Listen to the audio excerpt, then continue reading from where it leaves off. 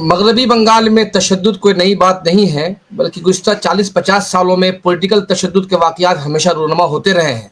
लेकिन एक ऐसे वक़्त में जब पूरे मुल्क में पॉलिटिकल वायलेंस की वाक़यात में कमी वाक़ई हो गई हुई है, बल्कि बाज़ स्टेट में तो ज़ीरो वायलेंस हो रहे हैं, पॉलिटिकल वायलेंस। लेकिन बंगाल में पॉलिटिकल वायलेंस कम होने का नाम नहीं ले रहा है। सवाल ये है कि आखिर इसकी वजह क्या है?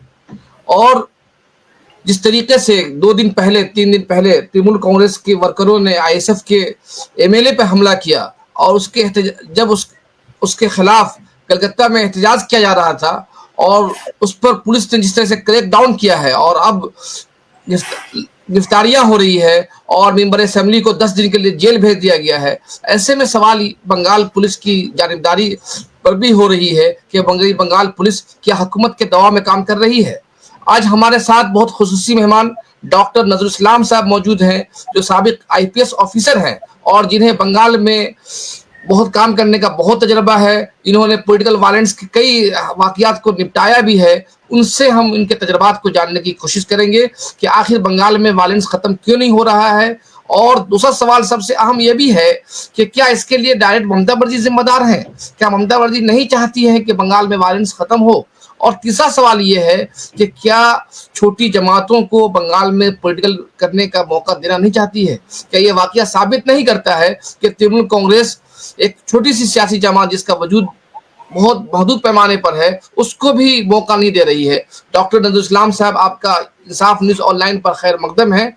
हम बात यहीं से शुरू कर रहे हैं कि बंगाल में पॉलिटिकल वायलेंस खत्म क्यों नहीं हो रहा है?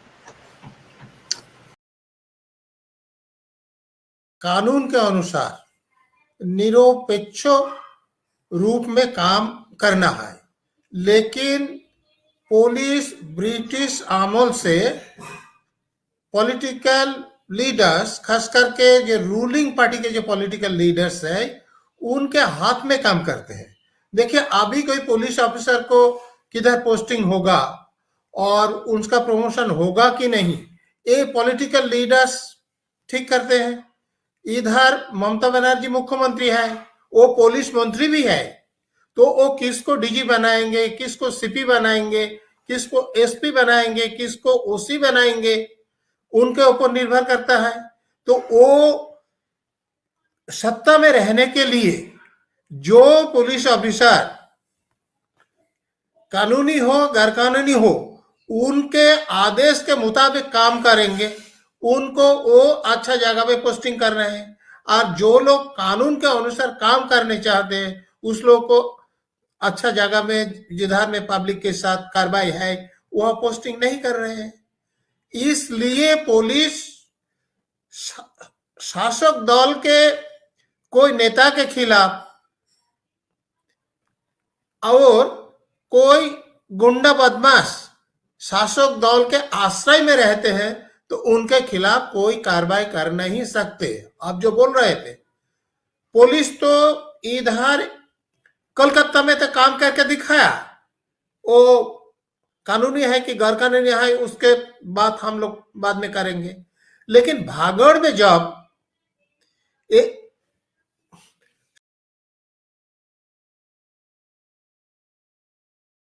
शासक दल के गुंडों ने आईएसएफ के लोगों पर हमला किया, तो उस वक्त पुलिस काम करते थे, तो कलकत्ता में जो हुआ वो होने के कोई चांस ही नहीं था। लेकिन पुलिस काम करने नहीं पाया, इसलिए हुआ। बताइए आप इसके बाद क्या?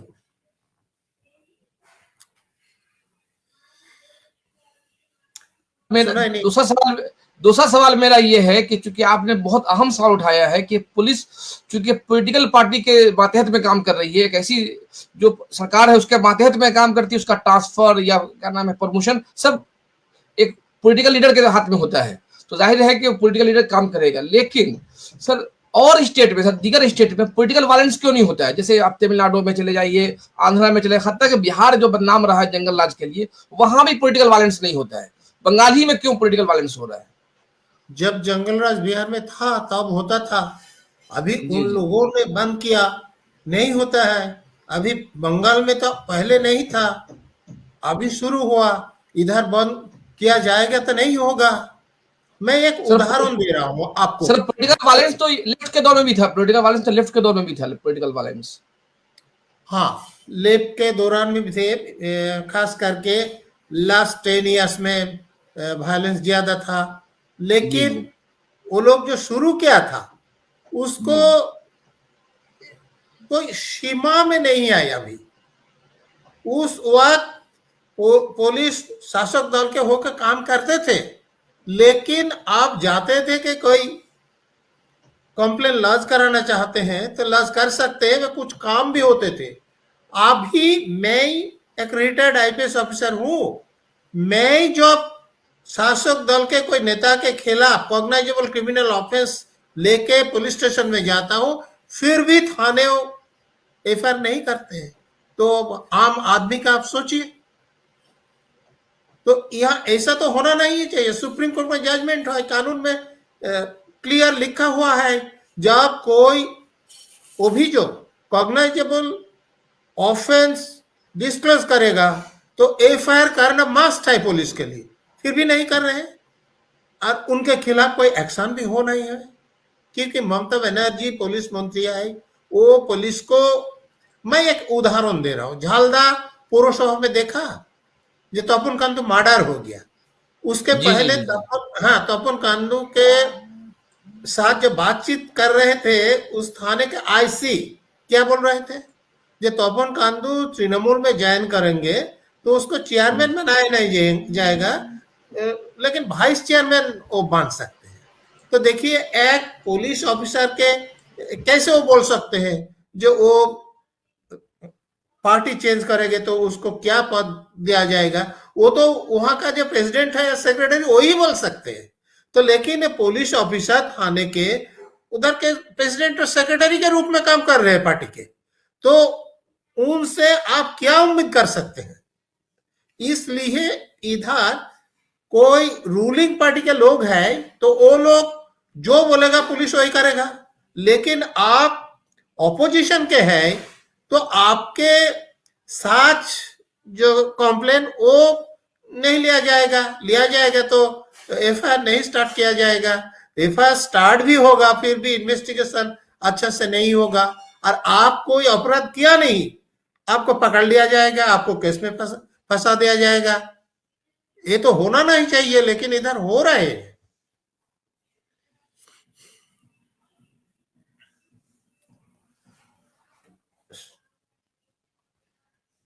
सुनाई नहीं दे रहे, मैं सर सुन रही। कलकत्ता में सर कलकत्ता में आईएसएफ की जो एजिटेशन था, तो पहले इनका जलसा था, उस जलसे का इनको परमिशन दिया गया था, और उनके जलसा खत्म होने के बाद इन्होंने अचानक एजिटेशन शुरू कर दिया। तो एजिटेशन मैं खुद वहां पर रिपोर्टर के हैसियत से मौजूद था वहां पे, मैंने देखा कि पुलिस ने कोई ऐलान नहीं किया कि भाई आप जल्दी से खाली कर दीजिए, हम लाठीचार्ज करेंगे। पुलिस ने कोई ऐलान नहीं किया और अचानक लाठीचार्ज हो गया। तो सर मेरा सवाल ये है, आप चूंकि एक साबिक ऑफिसर हैं, सर मेरा सवाल आपसे ये है कि क्या लाठीचार्ज करने का कोई कानून है, कोई उसूल है? अगर लाठीचार्ज करना पड़े किस तरह से करना चाहिए लाठीचार्ज?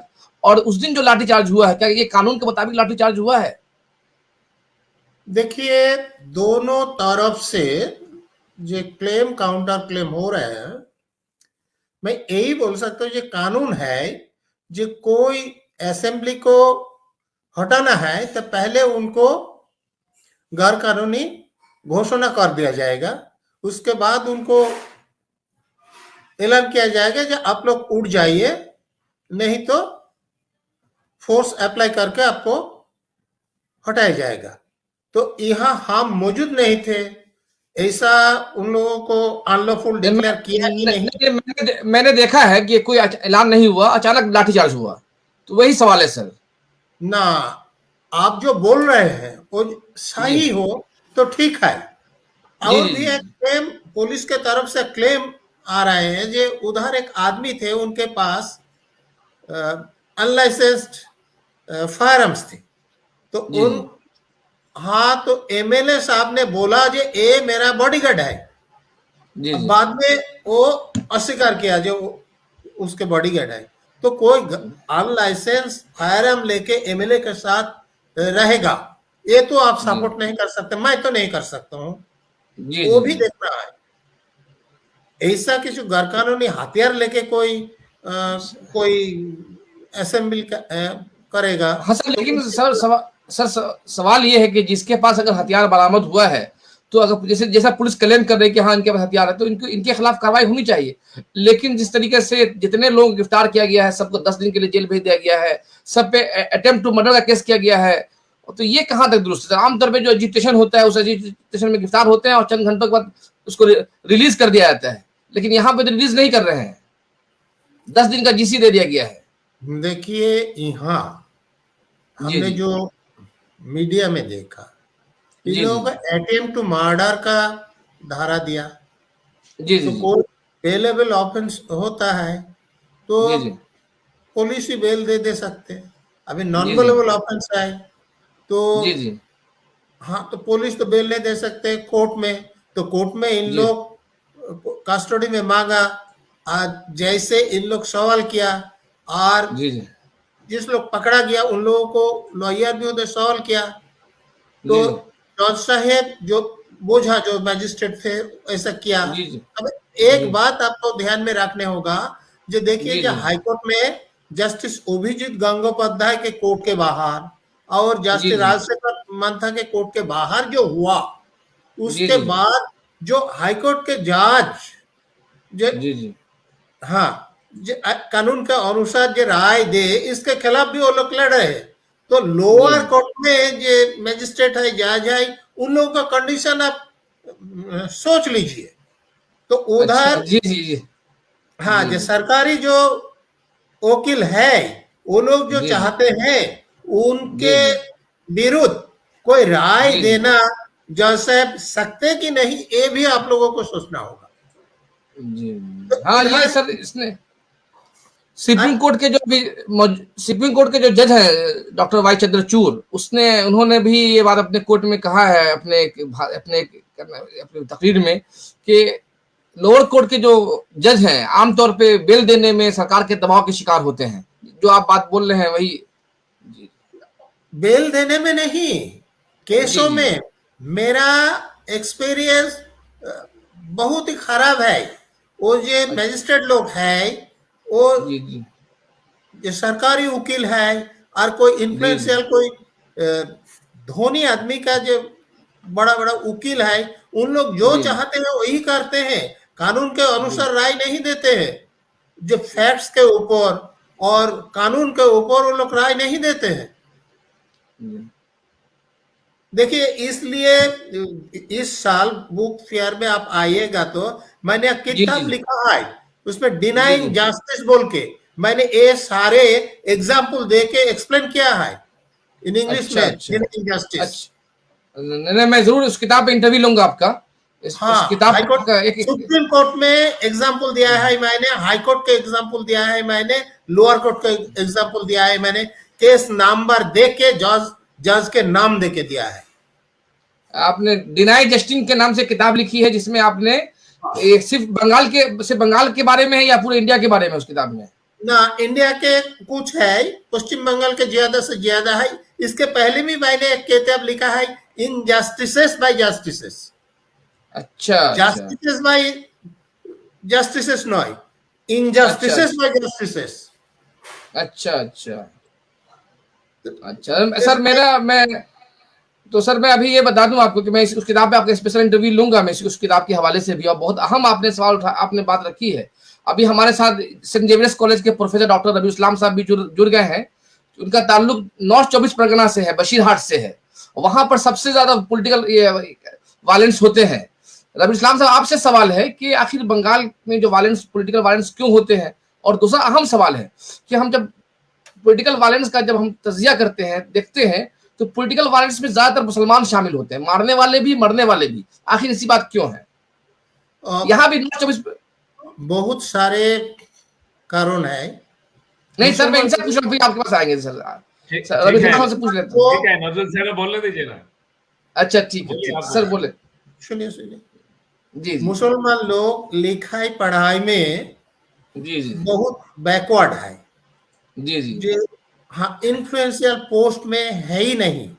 जो जी अभी स्टेट में सत्ता में जो रूलिंग पार्टी है ना, उसके जी लीडर्स तो मुसलमान लोगों को कोई उपकार करने के बिना रात को सो नहीं सकते, ऐसा सोचते हैं। लेकिन आप देखिए ये सेंसस के मुताबिक, लास्ट सेंसस, अभी तो 21 के डाटा मेरे पास आए नहीं, 11 का, इधर का मुसलमान के परसेंटेज कितना है, 27 के ऊपर। तो इधर मिनिस्ट्री में मिनिस्टर कितना होते हैं, 44, 15% ऑफ 294। तो 27% तो 12 मंत्री होना चाहिए मुसलमान लोगों का। मंत्री होने के लिए कोई MA, BA, MSc, PhD का कोई जरूरत है नहीं, टिपचाप लोग भी मंत्री होते हैं यहाँ। तो कितने मुस्लिम मंत्री है, और जो लोग है वो भी कौन सा मंत्री, सिद्दीक अला चौधरी कौन सा मंत्री है, लाइब्रेरी अफेयर्स। वो मंत्री रहे ना रहे, राज के कोई आता नहीं जाता नहीं। लेकिन जो मंत्री इंपॉर्टेंट है, जिसको रहने न रहने से स्टेट को फेट निर्भर करता है, जैसा home minister, police minister, power minister, law minister, health minister, कोई मुसलमान को बनाया गया है। यहाँ का जो लीडर्स लोग है वो लोग बहुत नॉन कम्युनल सेकुलर क्लेम करते हैं। आज और दूसरे स्टेट है, उन लोगों को इन लोग बोलते हैं जो कम्युनल है। मैं एग्जांपल दे रहा हूँ, बिहार में एक मुस्लिम चीफ मिनिस्टर बना था, राजस्थान में बना था, महाराष्ट्र में बना था, बिहार में होम सेक्रेटरी बना था, उत्तर प्रदेश में चीफ सेक्रेटरी बना था। जो गुजरात के नाम पर इतना बोलते हैं, गुजरात में एक IPS अफसर को DG बना गया था, मुंबई में एक IPS अफसर को कमिश्नर बनाया गया था। यह जो लोग इतना सेकुलर है, उन्हें बोलिए, जो दिखा दीजिए इधर कोई चीफ मिनिस्टर, कोई इंपॉर्टेंट मिनिस्टर, कोई चीफ सेक्रेटरी, कोई होम सेक्रेटरी, कोई DG, कोई कमिश्नर, कोई मुसलमान को बनाया गया। स्वाधीनता के बारे में एक भी एग्जाम्पल दिखाए। ये लोग सभा में भाषण देने के बाद बहुत सेकुलर, लेकिन असली काम के बारे में सेकुलर नहीं है।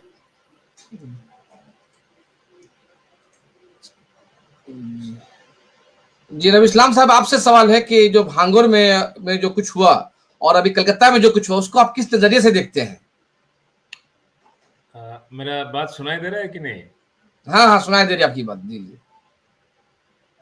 जी, आपको स्वागत है। मतलब आपको मैं धन्यवाद निवेदन करता हूँ कि आप हमसे पूछ रहे ये सब क्वेश्चन।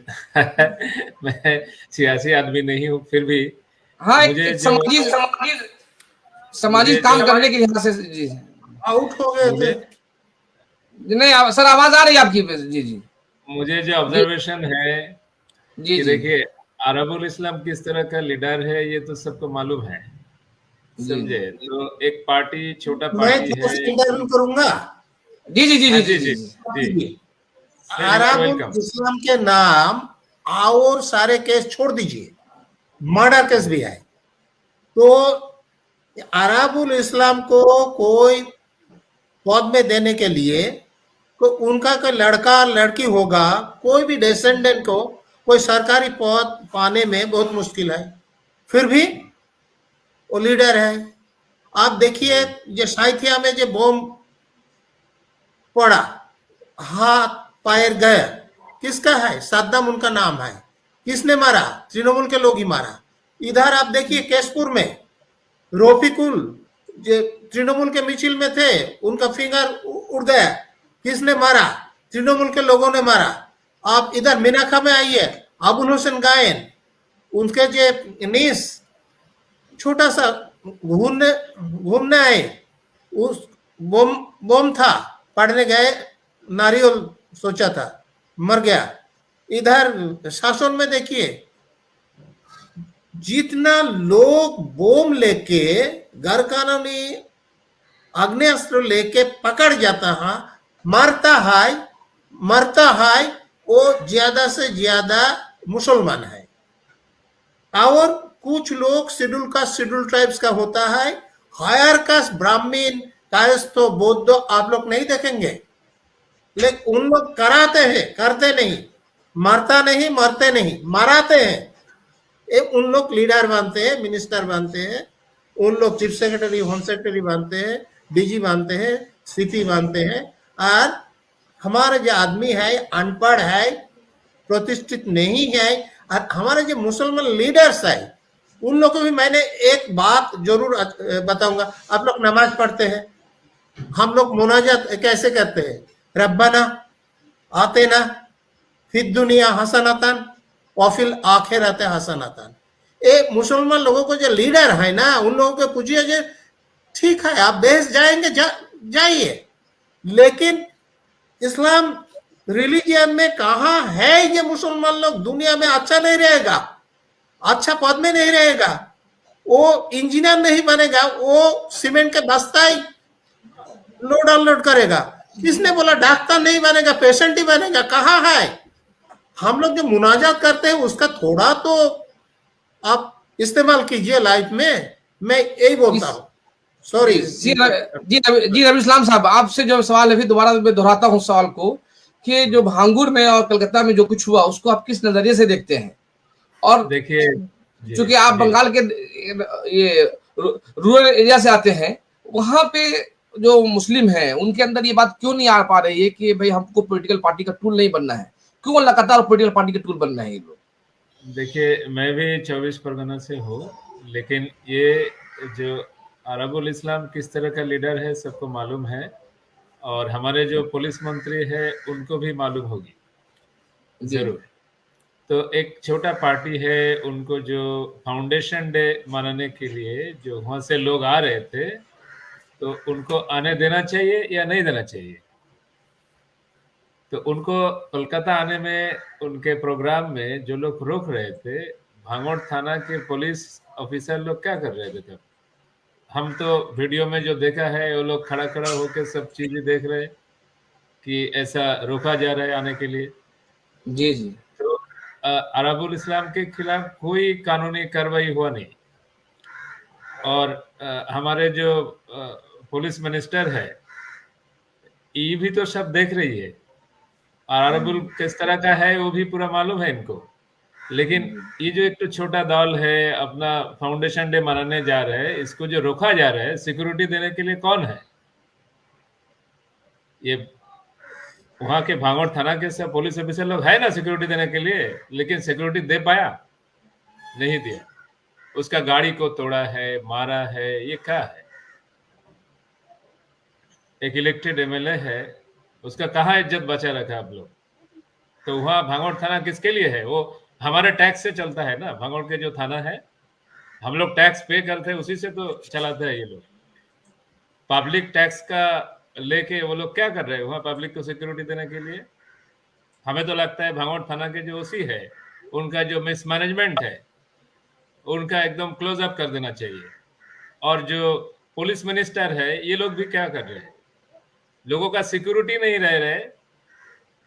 और कोलकाता में आके जो हुआ है, देखिए मुझे कानून अच्छे से मालूम नहीं है, लेकिन मुझे जो लगता है इस तरह का जो प्रोटेस्ट और जो धरना होते हैं इसमें अनलॉफुल असेंबली 147 टू 153 ये सब लगाया जाता है जो बेलेबल है।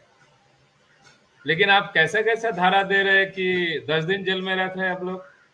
और दूसरा बात है कि आप जो अनलॉफुल असेंबली हुआ है बाकी जगह में हम लोग देखते हैं पुलिस जाके समझाते हैं, एक वक्त दिया जाता है कि 1-2 घंटे का वक्त दिया जाता है, या लाउड स्पीकर में अनाउंस किया जाता है कि आप लोग यहाँ से हट जाइए, रास्ते को खाली कीजिए। ये सब कुछ हुआ नहीं, अचानक लाठीबाजी शुरू हो गया, क्या बात है? और पोस्ट कोविड जो सिनारियो है इसमें आप जो जल कमान जिसको कहते हैं ये चला सकते थे, अब अचानक टीयर गैस दे दिया, क्या बात है? ये जो टीयर गैस से लोगों का जो आम आदमी है जो मीटिंग में नहीं गया उनका इतना दिक्कत हुआ है, जो सांस लेने के लिए जो तकलीफ हुआ है, ट्रीटमेंट करना पड़ा है, आम आदमी जो मीटिंग में गया नहीं। ये सारे हमें लगता है पुलिस का जो ओवर एक्टिंग है कोलकाता में और जो इनएक्टिविटी है भांगड़ में, ये सारे इसका जिम्मेदारी पुलिस मंत्री को लेना होगा, जो खुद इस तरह का मतलब आंदोलन और लड़ाई करके अभी कुर्सी में बैठे हैं, उनको शर्म आनी चाहिए। लोगों को सिक्योरिटी नहीं दिया जाता है और इस तरह का टीयर गैस छोड़ा जाता है कि जो ऐसे ही लोग मीटिंग में नहीं गया, अपना काम में गया था, उनका इतना दिक्कत आया, ट्रीटमेंट करना पड़ा है। बहुत सारे लोगों को मैं जानता हूँ। तो ये पुलिस का जो रोल है एकदम ठीक नहीं है, हमें लगता है। सर मैं ये डॉक्टर नजरुल इस्लाम साहब से सवाल है कि मैंने इससे पहले भी आपसे सवाल पूछा था कि एक एमएलए को गिरफ्तार करने का नियम क्या है, क्योंकि सवाल खड़ा हो रहा है कि स्पीकर से परमिशन नहीं लिया गया है, किसी को 10 दिन के लिए जेल आप भेज रहे हैं, तो क्या स्पीकर, जैसे ममता बनर्जी ने भी जब सीबीआई ने फरहाद हकीम को, सुब्रतो मुखर्जी को जब गिरफ्तार किया था नारदा वाले कांड इशू में, तो भी उस वक्त सवाल उठा था कि स्पीकर से परमिशन नहीं लिया गया है, लेकिन उस वक्त कहा गया था गवर्नर ने परमिशन दे दिया है। अभी फिर ये सवाल उठ रहा है कि नौशाद को गिरफ्तार करने से पहले स्पीकर से परमिशन नहीं लिया गया। और सेकंड जो सवाल जो इन्होंने रवि इस्लाम साहब ने जो रेस किया है कि पोस्ट कोविड के बाद लोगों के सीने में तकलीफ है और क्या नाम है, फेफड़ा कमजोर हुआ है, ऐसे में टीयर गैस छोड़ने का क्या जवाब है। और कलकत्ता का जो धर्मतल्ला का जो एरिया है वो आम लोग बड़े तादाद में आते हैं, वहां पर भी आम लोगों को परेशानी हुई है। सर टीयर गैस छोड़ने का क्या नियम है? दो सवाल आपसे है। देखिए, पहले एमएलए को अरेस्ट, एमएलए विधानसभा में होंगे तब उनके अरेस्ट करने के लिए स्पीकर के परमिशन चाहिए। बाहर में है तो उनको क्रिमिनल ऑफेंस में अरेस्ट करने के लिए स्पीकर के परमिशन के कोई जरूरत है नहीं। मैंने खुद अरेस्ट किया। जरूरत जो है कानून के अनुसार, कौन केस में उनको अरेस्ट किया गया वारंट के अनुसार और वारंट के बिना, ये स्पीकर को इन्फॉर्म करना है। तो इस केस में इन्फॉर्म कर दिया तो गैर कानूनी है नहीं कानून के ऊपर से।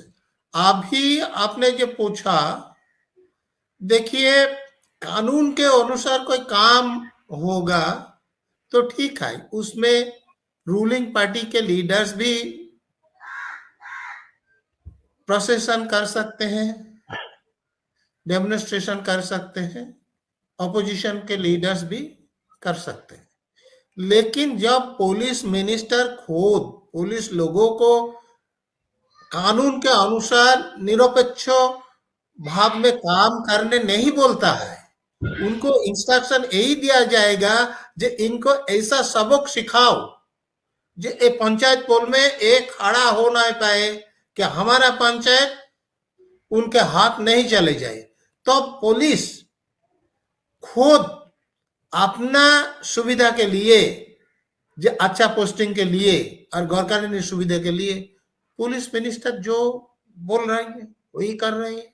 तो वो जो पुलिस ने किया है उसके दाय पुलिस मिनिस्टर हिसाबे ममता बनर्जी अवॉइड नहीं कर सकते हैं।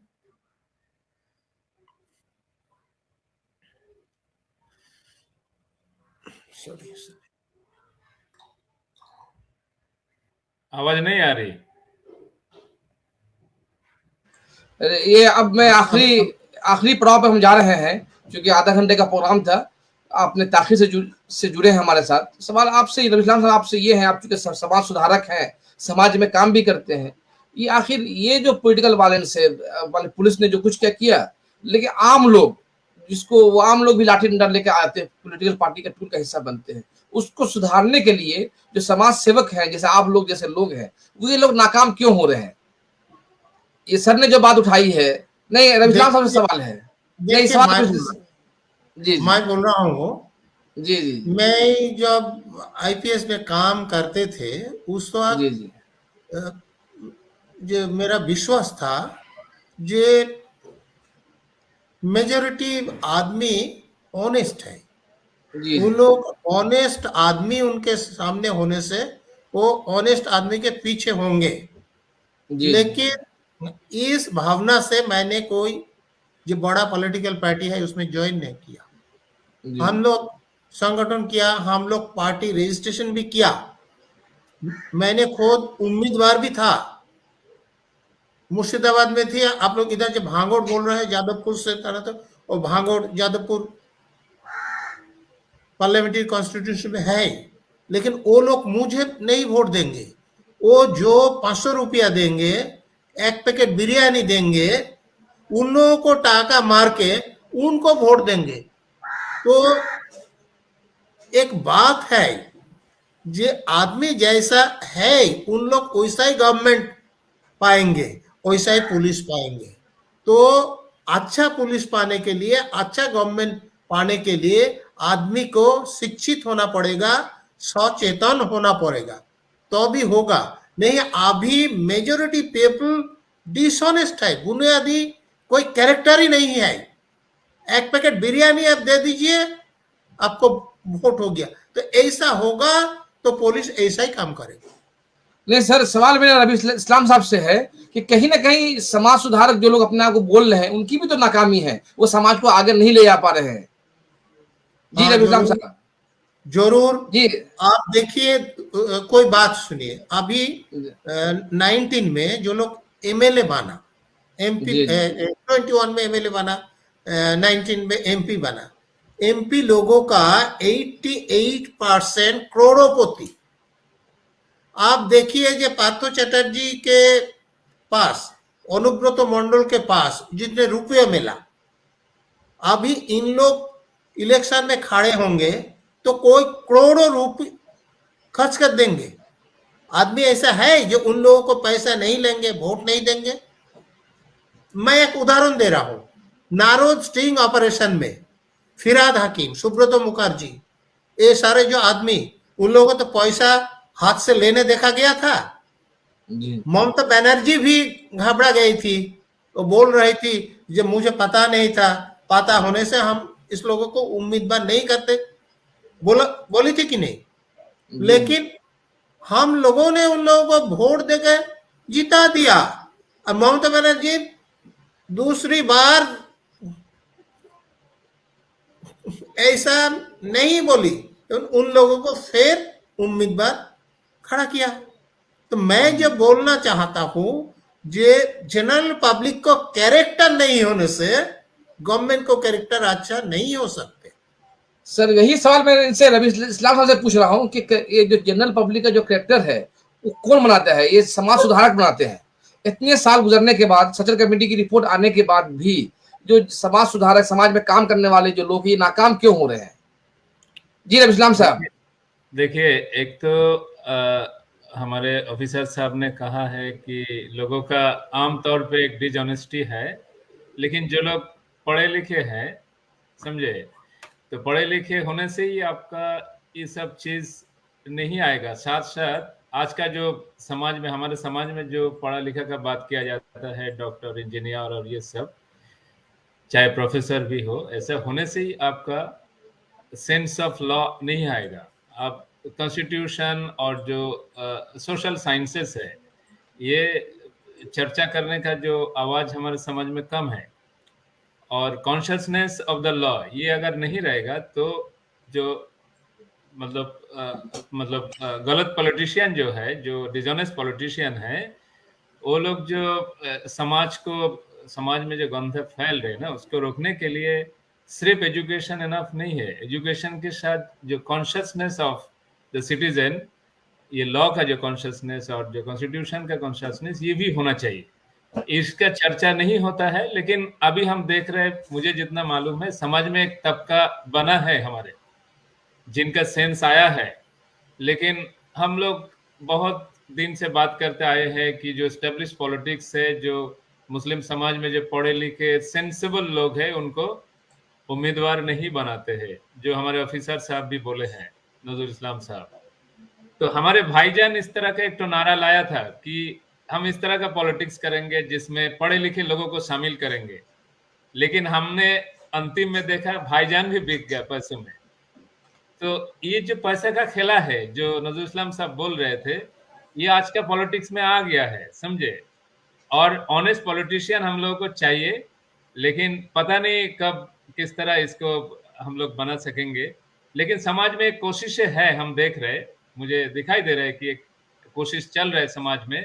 तो हम लोग उम्मीद कर सकते हैं कि अगले दिनों में होगा। लेकिन और एक तो बात मैं इसके साथ जोड़ दूंगा कि पुलिस जो कल किया है ना, परसों जो उस दिन किया है उनके फाउंडेशन डे में, तो सारी चीज जो हम बोले हैं उसके साथ साथ मेरे पास जितने जानकारी है, पुलिस जब लाठीचार्ज किया है ना, पुलिस हर तरह का गाली दिया है, चाहे धर्म को लेकर, चाहे कास्ट को लेकर। हाँ, हर तरह का गाली देते देते पीटते रहा। हम लोगों से मुझे ये जानकारी मिला है। तो ये पुलिस का रोल बहुत ही गंदा है, और अभी तक हम देख रहे हैं गवर्नमेंट के जो लोग हैं, जो जिम्मेदार है, खास करके हमारे पुलिस मिनिस्टर है, उनसे अभी तक कुछ भी बयान हम लोगों के पास आया नहीं। ये बहुत अजीब है। तो ये लोग चाह रहे हैं कि इसको टेरराइज करें, मतलब इस तरह का ही चलते रहे। लेकिन हमें जितना तक मालूम है, हम जो देख रहे हैं समाज को, हमारे जो उम्मीद था भाईजान के ऊपर, वो भाईजान पूरा पूरा नहीं कर सका, जो एजुकेटेड लोगों को शामिल करेगा। लेकिन हम लोग अंतिम में देखा उनके सारे जो कैंडिडेट्स थे वो उसी तरह और पार्टी में जो होता है उससे भी खराब है। तो लेकिन समाज में एक कोशिश है, जैसे हमारे आईपीएस साहब है नजरुल इस्लाम साहब, इस तरह का आदमी को हम देख रहे हैं। तो मुझे उम्मीद है कि अगले दिनों में पढ़े लिखे लोग जिनका सेंस है, sense of constitution, sense of law, वो समाज में आके पॉलिटिक्स में आएगा तो सुधरने का एक तो रास्ता बनेगा। ये समाज में सिर्फ पढ़े लिखे लोग आने से नहीं सुधर, तो अगर मेरी एक बातें है, जी मैं जी नूरुल्लाह साहब से पूछना चाहता हूँ। जी जी जी जवाब चाहिए। तो नूरुल्लाह इसका मतलब अल्लाह के नूर तो? जी जी जी जी जी। हाँ जी। अच्छा सुनिए, जो लोग सहरी करता है, रोजा रखता है, वही तो इफ्तार करते हैं। जी जी जी। जो लोग सहरी नहीं करते हैं, रोजा नहीं रखता है, रोजा रखने में विश्वास भी नहीं करता है, उसको इफ्तार पार्टी देना और इस इफ्तार में बुलाना जायज है? आप जो चाहते हैं ना, ये लोग को समानाधिकार मिलेगा, सम्मानजनक पोजीशन मिलेगा, तो अभी जो कलकत्ता में जितने इफ्तार पार्टी होते, पाक सर्कस में जो होता है, उसमें लोग सारे दिन खाते पीते हैं और आके इफ्तार के नाम पर मजाक उड़ाते हैं। आप लोग विरोध किया है कभी? सर मैंने विरोध किया है, मैंने लिखा भी है। अच्छा है। मैं और एक सवाल पूछ रहा हूँ आपसे। जी अब जैसे हम लोगों का जो लेडीज है, जी जी बहुत सारे पक्षप रहते हैं, पेशाब जाने का पर पानी लेते हैं, तो हमारे चीफ मिनिस्टर ऐसा लेते हैं बोल के मेरा कोई जानकारी नहीं है। लेकिन हमारा जो लेडीज लोगों को रोड में जो ईद के जमात होता है, हम लोग परमिट करते हैं। ममता बनर्जी के क्यों परमिट करते हैं? आप लोग विरोध किया है? तो आप लोग को खुद कोई सेंस ऑफ ऑनर है ही नहीं, तो आप लोग को लोग क्यों ऑनर करेंगे? हमारे जो मुस्लिम लीडर है वो तो झूठा चाटने के लिए लालची है, तो उन लोगों से कोई उम्मीद नहीं है, मेरा तो नहीं है।